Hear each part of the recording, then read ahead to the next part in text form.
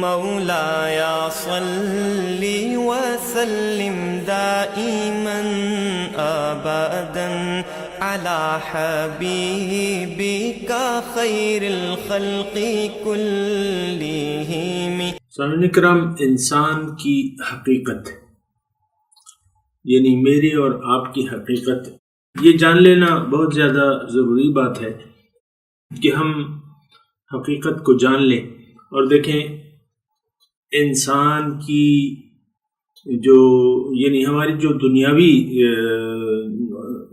دنیاوی اہمیت کی جو اشیاء ہیں، جب تک ان کی حقیقت سے ہم آگاہ نہ ہو جائیں تو اس کا فائدہ ہم نہیں حاصل کر سکتے۔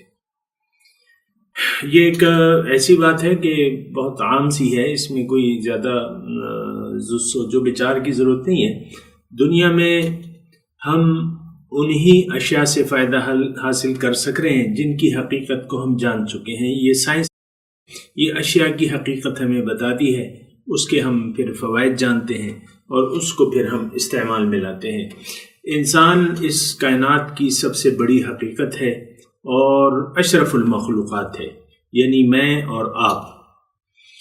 تو ہم جو عام طور پہ زندگی گزار رہے ہیں وہ اپنی حقیقت سے بے نیاز ہو کے زندگی گزار رہے ہیں۔ ہم نے اپنے آپ کو پہچانا نہیں ہے کہ ہم کون ہیں، کیوں ہیں، کس لیے ہیں۔ ضرورت اس بات کی ہے کہ ہم اپنے آپ کو پہچان لیں۔ اس کو آپ عمومی طور پہ یعنی کتب کے لحاظ سے اس کو آپ معرفت نفس کہتے ہیں کہ ہماری اپنی پہچان کیا ہے، یا خود آگاہی اقبال کی زبان میں اس کو ہم اقبال اپنی زبان خود آگاہی۔ تو خود آگاہی جو ہے یہ بہت بڑی ہماری ضرورت ہے، اور افسوس کی بات یہ ہے کہ ہم اپنی حقیقت، اپنی زندگی کی حقیقت جانے بغیر یہ زندگی گزار رہے ہیں۔ تو اس کا نتیجہ کیا ہے کہ ہم صراط مستقیم سے بھٹک چکے ہیں۔ میں امت مسلمہ کی بات کر رہا ہوں۔ امت مسلمہ کی اکثریت جو ہے وہ چونکہ اپنی حقیقت سے آگاہ نہیں ہے، انسان تمام مجموعی طور پہ اپنی حقیقت سے آگاہ نہیں ہے، تو ضروری ہے یہ بات کہ ہم جان لیں کہ ہم کیا ہیں، انسان کیا چیز ہے۔ دیکھیں، انسان، میں آپ کا وقت زیادہ نہیں لیتا، میں آپ کو یہ کہہ رہا ہوں کہ انسان کے دو اجزائے ترکیبی ہیں، روح اور جسم۔ جب روح یعنی جسم میں جب روح آ جاتی ہے تو وہ انسان کہلاتا ہے۔ اور روح کے بارے میں بھی آپ یہ جان لیں، آپ کو معلوم ہوگا کہ ہمارے اندر جو ہے دو قسم کی روح ہے۔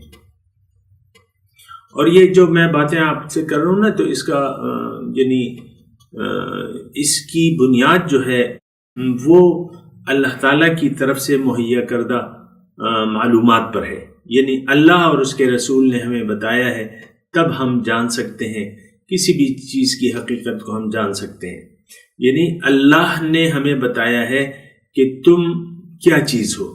تو بہرحال اس بارے میں بات کر رہا تھا کہ ہم جو ہیں یعنی دو اجزائے ترکیبی ہیں انسان کی، ایک ظاہر ہے اور ایک باطن ہے۔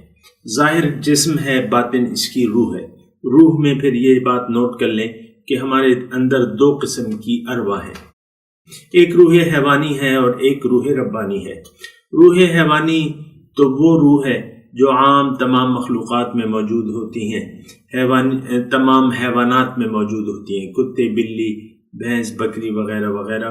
اور یہ روح جو ہے آپ کو معلوم ہے کہ وہ انسان کے نطفے میں، وہ ایک جرثومے میں بھی موجود ہوتی ہیں۔ تو ایک روح حیوانی ہے ہمیں اور ایک روح ربانی ہے۔ روح ربانی کی حقیقت کیا ہے؟ یہ امر ربی ہے۔ وَيَسْأَلُونَكَ عَنِ الرُّوحِ قُلِ الرُّوحُ مِنْ أَمْرِ رَبِّي وَمَا أُوتِيتُم مِّنَ الْعِلْمِ إِلَّا قَلِيلًا۔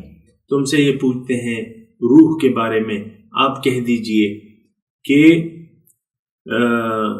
یہ روح جو ہے یہ امر ربی ہے اور اس کے بارے میں تمہیں علم نہیں دیا گیا ہے لیکن بہت کم۔ وما علینا الا البلاغ۔